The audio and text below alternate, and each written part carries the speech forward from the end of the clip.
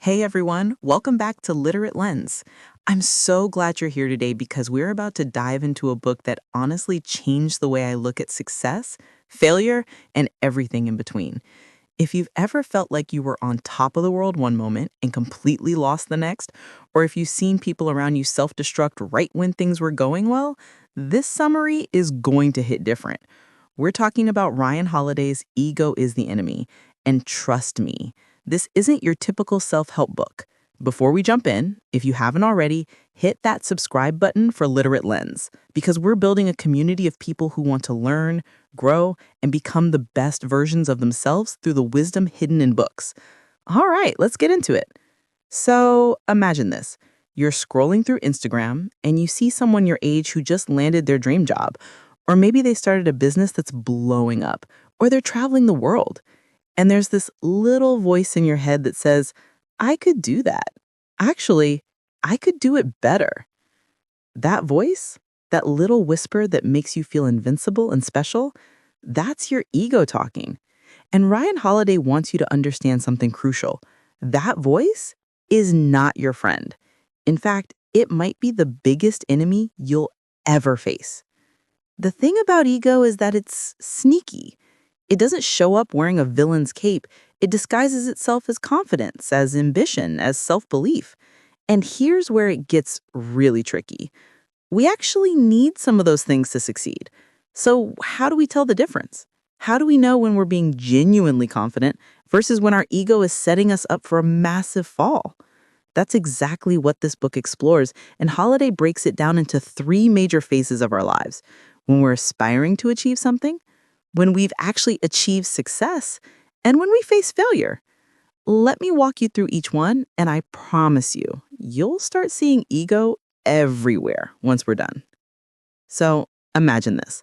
You're scrolling through Instagram and you see someone your age who just landed their dream job, or maybe they started a business that's blowing up, or they're traveling the world. And there's this little voice in your head that says, I could do that. Actually, I could do it better. That voice, that little whisper that makes you feel invincible and special, that's your ego talking. And Ryan Holiday wants you to understand something crucial. That voice is not your friend. In fact, it might be the biggest enemy you'll ever face. The thing about ego is that it's sneaky. It doesn't show up wearing a villain's cape. It disguises itself as confidence, as ambition, as self-belief. And here's where it gets really tricky. We actually need some of those things to succeed. So how do we tell the difference? How do we know when we're being genuinely confident versus when our ego is setting us up for a massive fall? That's exactly what this book explores, and Holiday breaks it down into three major phases of our lives. When we're aspiring to achieve something, when we've actually achieved success, and when we face failure. Let me walk you through each one, and I promise you, you'll start seeing ego everywhere once we're done. Let's start with aspiration. Think about where you are right now. Maybe you're in college. Maybe you're starting your career. Maybe you're working on a side project that you believe could be huge. You have dreams, right? Big ones. And there's nothing wrong with that. But here's where most of us mess up. We confuse talking about our dreams with actually working toward them. Holiday tells this fascinating story about how we live in a world obsessed with personal branding and self-promotion. Everyone's trying to be an influencer. Everyone's crafting their image. Everyone's announcing their goals to the world. And you know what happens? We get so caught up in looking like we're successful that we forget to actually do the work that makes us successful. There's this concept Holiday talks about called talk, talk, talk. It's when we spend more energy telling people what we're going to do than actually doing it. Have you ever noticed that? Like someone announces they're starting a podcast or writing a book or launching a startup, and they talk about it constantly. They create logos, they plan launch parties, they update their LinkedIn, but months later, nothing's actually happened. That's ego. Ego loves the spotlight, the validation, the likes and comments, but ego hates the unglamorous, boring, difficult work that nobody sees. Holiday shares the story of William Sherman, the Civil War general. Early in his career, Sherman was offered a high-profile position, but he turned it down because he knew he wasn't ready. Instead, he took a smaller role where he could actually learn and grow without the pressure of everyone watching. That's wild, right? In today's world, we're taught to fake it till we make it, to always say yes to opportunities, to never show weakness. But Sherman understood something profound. Real confidence comes from competence, not from titles or recognition. And you build competence in the shadows, doing work that nobody applauds. Think about your favorite artist or athlete. Before they were famous, they spent years practicing in obscurity. They weren't posting every day about their journey. They weren't waiting for permission or validation. They were just obsessed with getting better. That's what Holiday calls being a student. And here's the uncomfortable truth. Most of us don't want to be students. We want to be masters immediately. We want the shortcut. We scroll through TikTok and see someone blow up overnight, and we think that's how it works. But for every overnight success, there are usually 10 years of work you didn't see. Holiday introduces this idea of finding a canvas strategy. Basically, it means making other people look good, helping them succeed, doing the unglamorous support work that nobody notices. I know what you're thinking. Wait, I'm supposed to make other people successful? What about me? That's your ego talking. See, when you help others succeed, you learn, you build relationships, you develop skills, you become indispensable. And ironically, that's often how you end up succeeding yourself. But if you're always focused on getting credit, on being in the spotlight, on protecting your personal brand, you miss out on the actual growth. There's this harsh reality Holiday wants us to face. Passion alone isn't enough. We love passion, don't we? We celebrate it. Follow your passion, everyone says. But passion without purpose, without discipline, without actual skill, that's just ego wearing a disguise.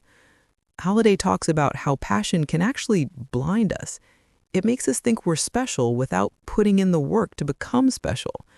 It makes us defensive when we receive criticism, because how dare anyone question our passion, right? But the people who actually achieve extraordinary things, they combine passion with brutal honesty about where they need to improve. They stay humble. They stay hungry. They never think they've arrived. Let me tell you about this moment that really stuck with me. Holiday describes how Kirk Hammett, the guitarist for Metallica, took guitar lessons even after the band became massively successful. Metallica, one of the biggest rock bands in the world, and Kirk Hammett was still showing up for lessons like a beginner. That's the opposite of ego. Ego would say, I'm in Metallica, I don't need lessons anymore.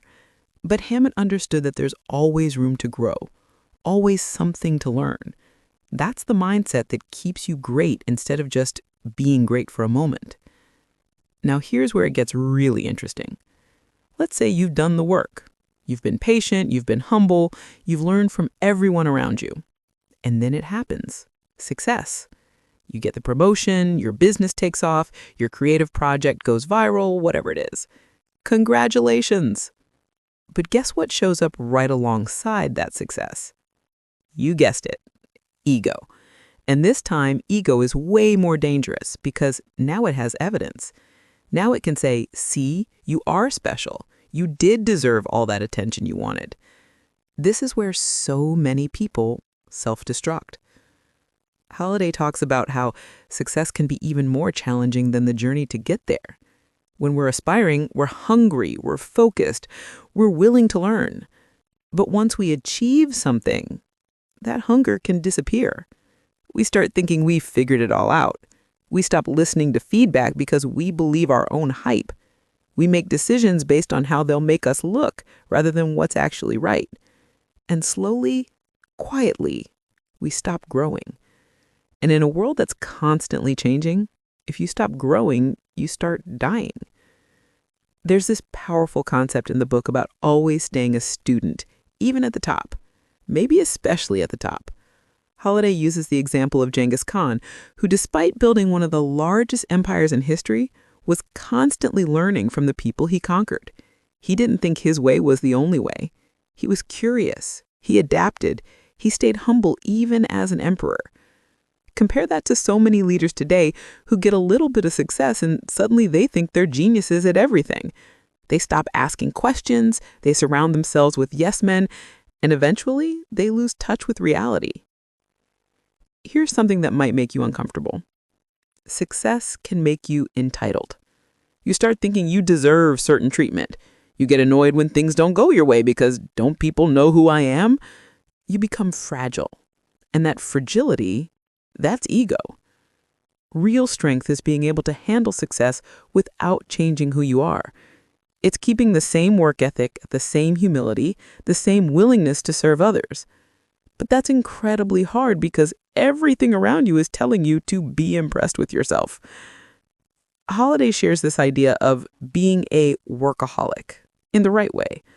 Not workaholic in the sense of never sleeping or never having balance, but workaholic in the sense of always staying connected to the craft, always focusing on the fundamentals, always finding meaning in the work itself rather than the recognition that comes from it.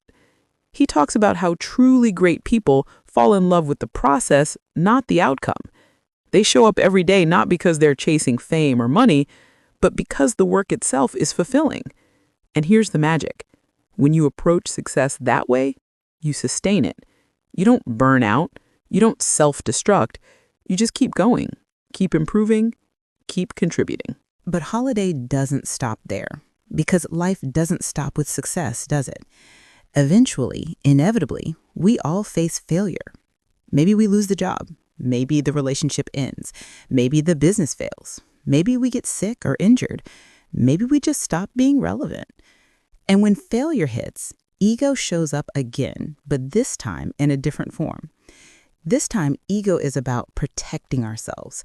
It's about making excuses, blaming others, refusing to see our role in what went wrong. It's about feeling sorry for ourselves and giving up. And Holiday argues that how we handle failure might be the most important test of all. Here's something really powerful. Failure is not the opposite of success. Failure is part of success. Every single person who's achieved anything meaningful has failed multiple times, often spectacularly. But the difference between people who eventually succeed and people who stay stuck is how they respond to failure. Do they let ego tell them it's not their fault? Do they get bitter? Do they quit? Or do they get honest with themselves, learn the lessons, and come back stronger? Holiday tells the story of Katharine Graham, who took over the Washington Post when her husband died. She had no experience running a newspaper. She made mistakes. She faced massive challenges. And she could have let ego either make her defensive or make her quit. But instead, she remained a student. She asked questions. She admitted what she didn't know. She surrounded herself with people smarter than her. And she ended up turning the Washington Post into one of the most important newspapers in American history. That's how you handle failure. You acknowledge it. You learn from it. You adapt. Think about your own failures for a second. Not the tiny ones, but the ones that really hurt, the ones that made you question yourself. How did you respond? Did you immediately start explaining why it wasn't really your fault? Did you blame circumstances or other people or bad luck? Or were you able to look in the mirror and say, okay, what could I have done differently? That's hard. That requires you to put ego aside because ego hates admitting weakness or mistakes. Ego wants to protect your self-image.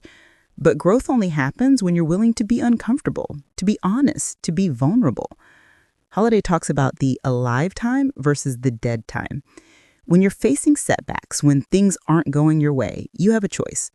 You can treat it as dead time, where you're just bitter and passive and waiting for things to magically improve. Or you can treat it as alive time, where you're actively learning, preparing, positioning yourself for the next opportunity. Malcolm X did some of his most important learning while in prison. That's alive time. He could have been bitter about his circumstances, but instead, he transformed himself. That's the opposite of ego. That's resilience. Here's the thing about failure. It humbles us. And if we let it, that humbling can be the greatest gift we ever receive. Holiday shares how failure strips away all the BS, all the pretense, all the image management. When you fail, you find out who really cares about you. You find out what you're actually made of. You find out what matters. And if you can embrace that, if you can let failure teach you instead of destroy you, you become so much stronger. You become someone who can't be broken because you've already been broken and rebuilt. But ego fights this at every step. Ego wants you to pretend the failure didn't happen. Ego wants you to double down on the same approach that didn't work. Ego wants you to protect your reputation rather than actually improve.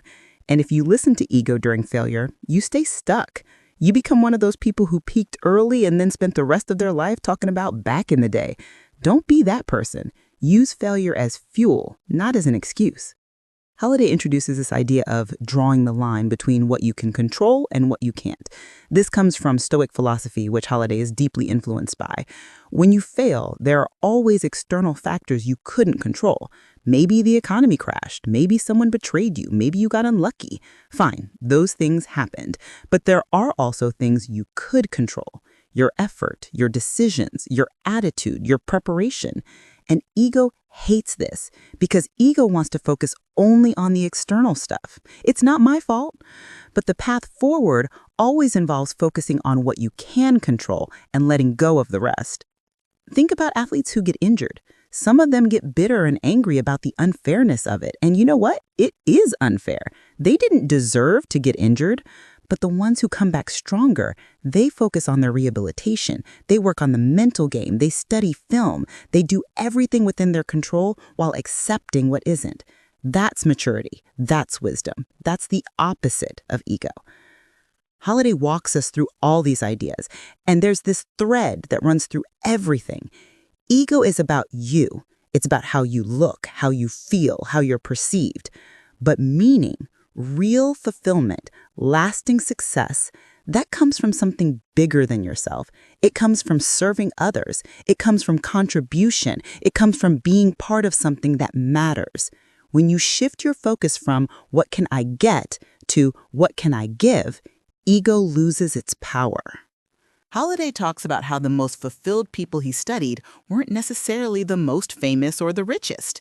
They were the people who had dedicated themselves to a purpose beyond their own ego. Teachers who transformed lives, artists who created work that moved people, leaders who served their communities. These people didn't need constant validation because they were connected to something meaningful. Their work mattered, and that was enough. And here's what's so liberating about that. When you stop trying to prove yourself, when you stop worrying about your image, when you let go of ego, you actually become more creative, more authentic, more effective. You stop making decisions based on fear of how you'll look and start making decisions based on what's actually right. You take risks because you're not afraid of failing publicly. You ask for help because you're not pretending to have all the answers. You collaborate because you're not threatened by other talented people. Ironically, by letting go of ego, you often end up more successful, but more importantly, you end up happier. So what does all this mean for us, for you watching this right now? I think Holiday is asking us to get really honest with ourselves. Where is ego showing up in your life?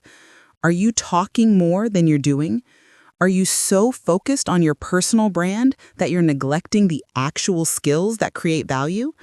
Are you making excuses for why things aren't working instead of taking responsibility? Are you surrounding yourself with yes men instead of people who will tell you the truth?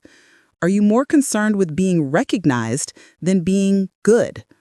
These are uncomfortable questions.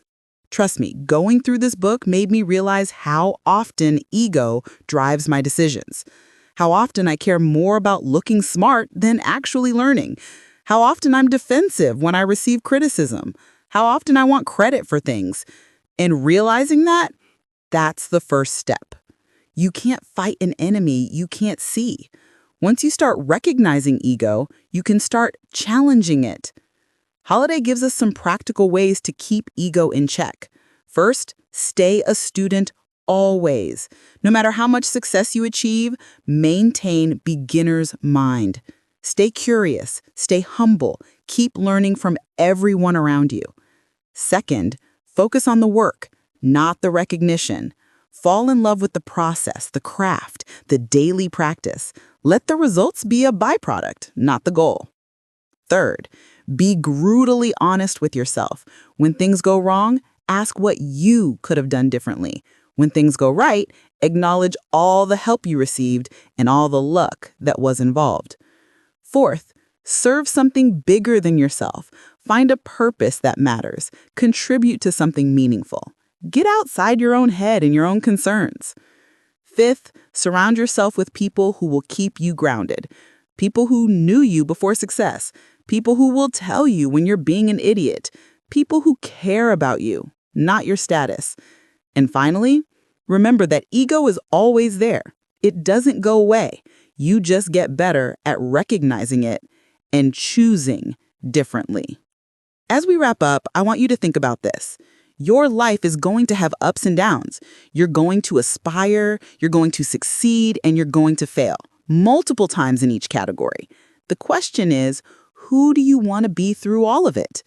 Do you want to be someone controlled by ego, constantly seeking validation, fragile, entitled, making excuses? Or do you want to be someone who's grounded, who stays humble in success, who learns from failure, who contributes something meaningful to the world? Ryan Holiday wrote this book because he saw too many talented people destroy themselves with ego, and he wants us to have a different path. He wants us to recognize that the biggest battles we'll face aren't against competitors or circumstances.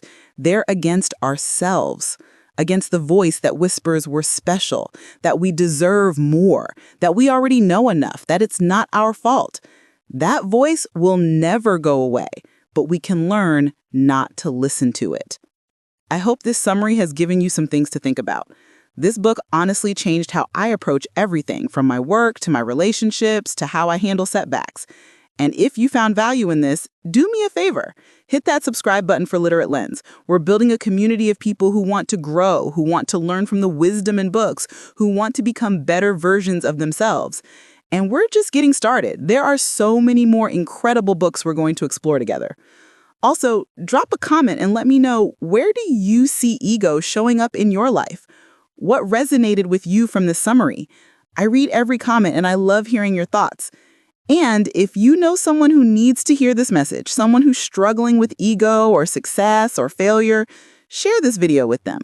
Sometimes the best thing we can do for someone is introduce them to an idea that might change their perspective. Thank you so much for spending this time with me today. Remember, ego is the enemy, but awareness is the weapon. Stay humble, stay curious, stay focused on the work. I'll see you in the next video.